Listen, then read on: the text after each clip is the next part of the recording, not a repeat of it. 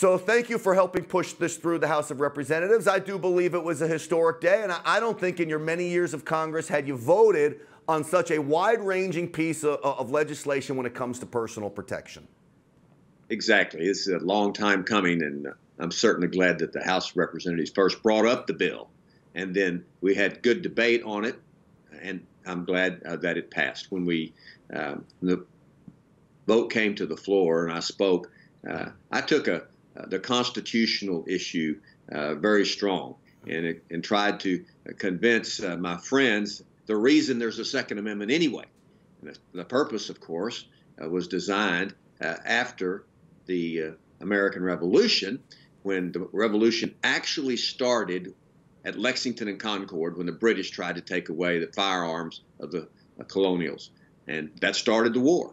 And when we put the Second Amendment in the Constitution, our forefathers and framers, they put it there for two reasons. One, to protect us from government, and second, for self-defense.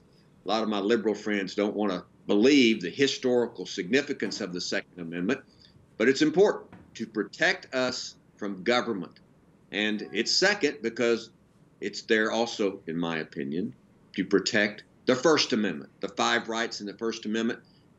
We can guarantee those by the Second Amendment. So it's important that you be able to, can carry a firearm across state lines. And it just makes so much sense. I can drive my Jeep to Louisiana if I have an inspection sticker and I have a driver's license. Those are not rights that you have in the Constitution, but because it's registered, because you have a driver's license. It's a constitutional right. It absolutely is. And, you know, you bring up the historical significance of the Second Amendment. I actually believe that during the American Revolution, and we were trying to gain our independence from England, there may have been 80% of the colony that said, oh, maybe this isn't a fight that we need to wage. And the other 10 or 20% said no, and they stood up. And it's those small vocal voices that take our rights so seriously, that protect the rights of everyone else. And to me, it's okay. But it just goes to show you there's historical significance of groups like the NRA, strong supporters of conservative thinking like yourself, it's our duty to push these things forward. No question about it. We have the obligation in a free society to be active in the free society, or we will lose it. And we have seen, even in our lifetime, how totalitarian governments have suppressed and oppressed the people because of the people were not active in their government.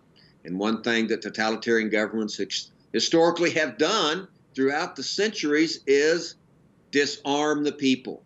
And we have to be careful that we don't let that philosophy ever come into our country, where the people are disarmed by our nation.